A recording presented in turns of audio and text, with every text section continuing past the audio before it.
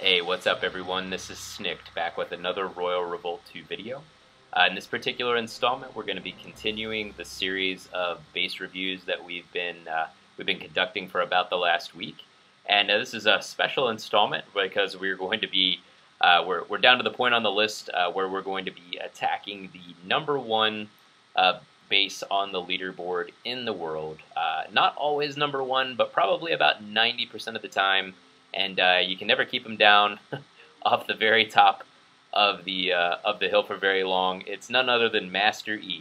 MasterE is Mr. Ed Hud. He's a fantastic guy from everything I can gather in the Facebook forum where we're both active. Really generous with his gems. He just did a contest recently. Really stellar guy. Loves to have alliances. Loves the social aspect of the game, and is always very free. With the knowledge and the insight that he's developed over what I'm sure is just an extraordinarily large amount of time having thought through the game and the strategy that's involved there. So he really is an expert or a master at Royal Revolt 2. And speaking of which, he's just recently, probably in the last week or two, premiered a new base design that a lot of people have actually gone on to mimic. I couldn't name some names, but you don't have to look very far in, I would say, the top 100, and probably outside of it as well, to find bases that look very similar to this. And this base design is something that MasterE called the Seagull. So we have a few different designs. We have the Clover, we have the Paperclip, we have the Snake, and there's a few other ones. But this is the Seagull, and if you turn your monitor kind of 45-degree or a 90-degree turn, I should say, you can see it does kind of look like a bird or a seagull. And I guess living near New York City, Ed Hud, MasterE, probably sees a few of these from time to time. And so it's pretty cool that that's the connection there. Not that that was his inspiration, but at any rate, here it is, the seagull design. Now, looking at MasterE's base, we'll just go ahead and evaluate real quickly, as we like to do, the mini-map and then his wave setup and his defensive structures, and then we'll go into the raid itself.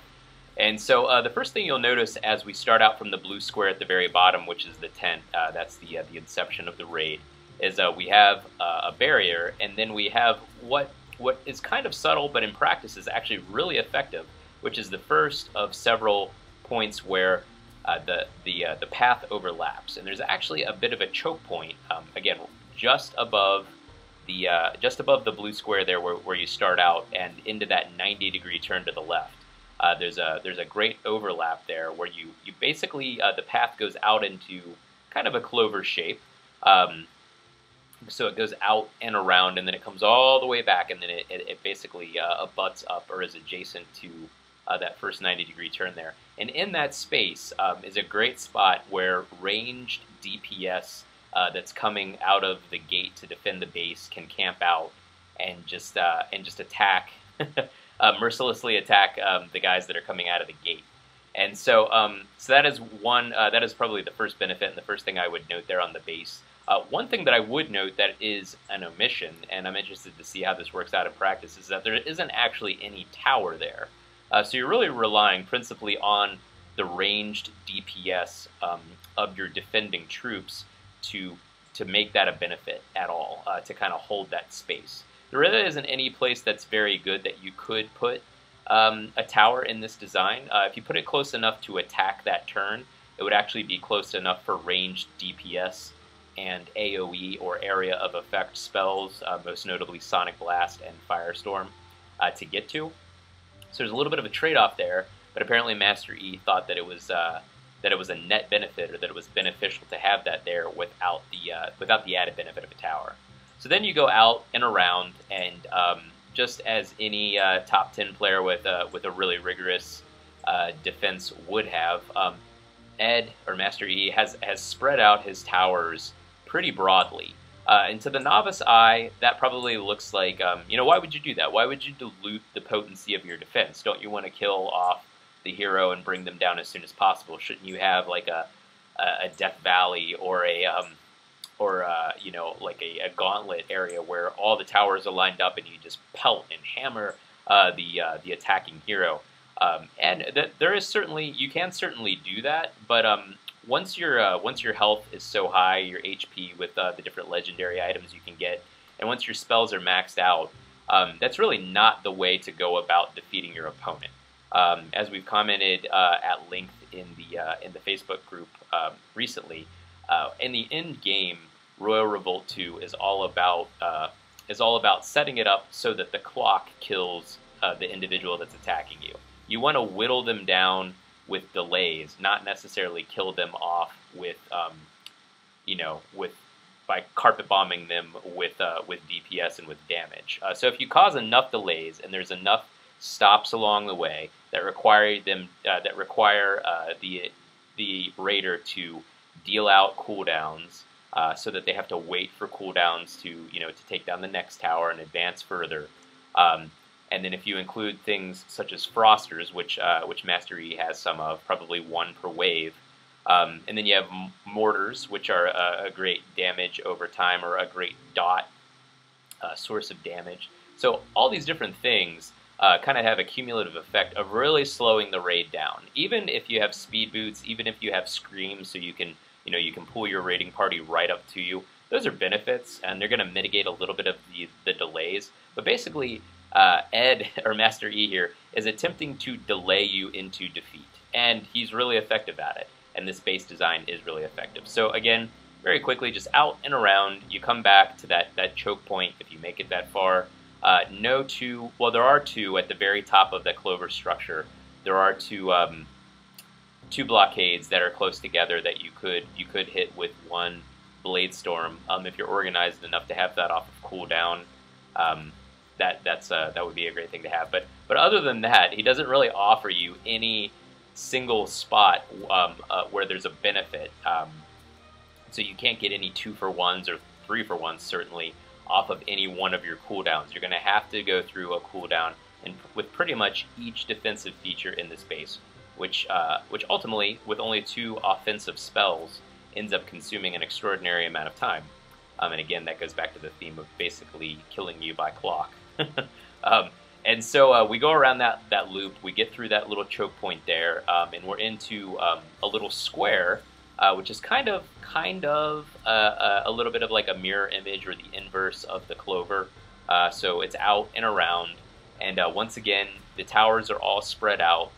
Nothing's clustered, and so there aren't any 2-for-1s for your Sonic Blast to take down 2 Firebolt towers or 2 Skull towers or anything like that.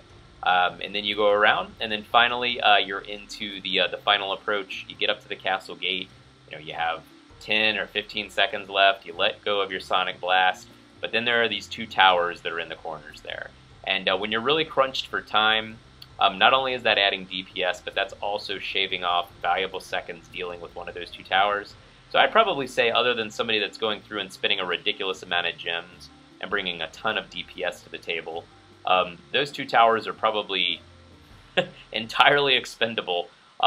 But to get those down, would be, along with everything else, would be a pretty extraordinary achievement. So I, not to talk myself down, but I don't think we're going to get anywhere near that. We may or may not get to the gate, but I am going to attempt to do this without scrolls. I'm a level 80. We'll go ahead and have a look at my hero real quickly. Just over 10,000 leadership, so I can bring a lot of troops out.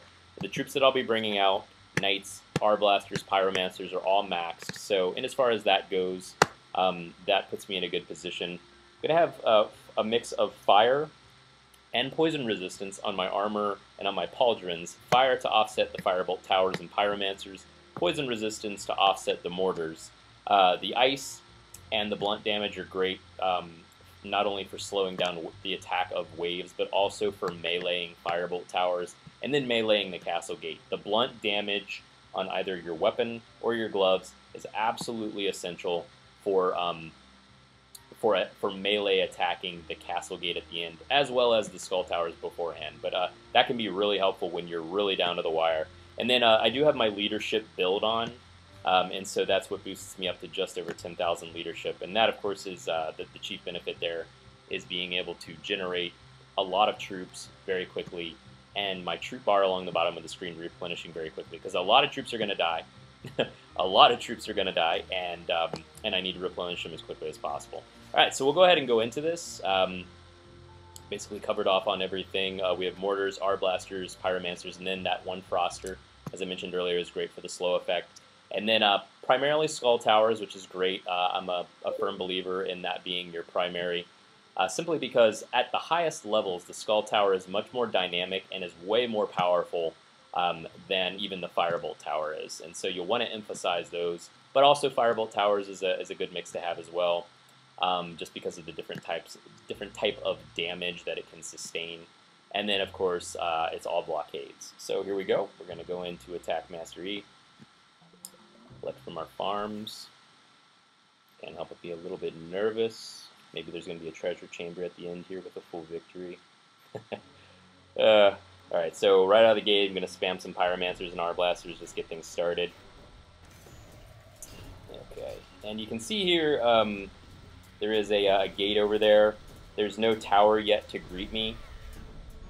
So what I'm going to do is just concentrate on building a little bit of an army, not a whole lot, because we do have some ranged DPS. You can see back over here, a ton of mortars that are lined up. And so that's not going to be good. So I should have known. I did know, but I wondered how it would go in practice. But forgive me, Ed, for ever even vaguely doubting you, that you would have an effective source of ranged DPS there to greet me as I started to come through. Now I should emphasize as well that I do have level 12 heal on, so that is the max level of heal, and I'm still just getting blasted. I'm at about half health right now, so I'm keeping a pretty good pace. Not a pretty good pace through the base. I'm keeping a terrible pace through the base, but I am keeping a pretty good pace with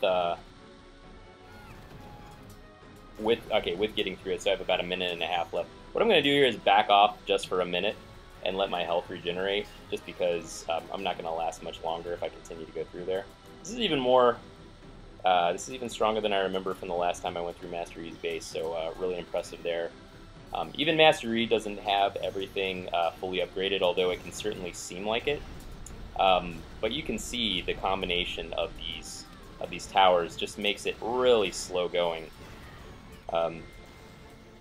and I'm sustaining just a ton of damage from, and you can see if you look back that all of my troops are just getting annihilated back at that choke point. So far from being a liability, and you can see these frosters. So you can see that frost trail there where I'm going really slow. That is the benefit of the froster. You see, I couldn't even escape effectively from that wave, and there's another wave that's there to greet me. So again, this is with level 12. I'm not doing the best I can by any stretch, just because I'm also offering commentary while I'm fighting. But this is with level 12 heal, and MasterE is about to kill me. So I'm gonna get siege if I'm lucky. I'm about 3/4 of the way through the base, and we're just going to call it right there. So I did get siege. Not very good. I didn't get anywhere really close to the gate. Okay, I got, according to that, I got 1/3 of the way through. All right, so that's awesome for Ed, because I just gave up 31 trophies. Something about that seems a little unfair. If you went through my base right now, you would probably tend to agree. But 31 trophies, that's quite all right. He more than deserves it. It's an awesome base design. I really don't have a whole lot to criticize. I would just notice that, note, first off, the wave composition. Lots of mortars, lots of ranged DPS. Ed's gone through, kind of timed things out, optimized everything really well. And that first choke point is just phenomenal. Granted, everything again is maxed out there, but it was very tough to get any of my troops through. You'll notice that I was constantly spamming and replenishing them, but I had next to no or absolutely no troop support. So I was essentially soloing the base while all of my troops were just continuing to get mowed down there. And I finally got through to that bottleneck and brought it down, but too little too late. So that's MasterE's base. Hopefully you guys found that informative. Definitely putting that under the elite rating category. If you have any comments or questions, feel free to leave them below. Thanks, guys.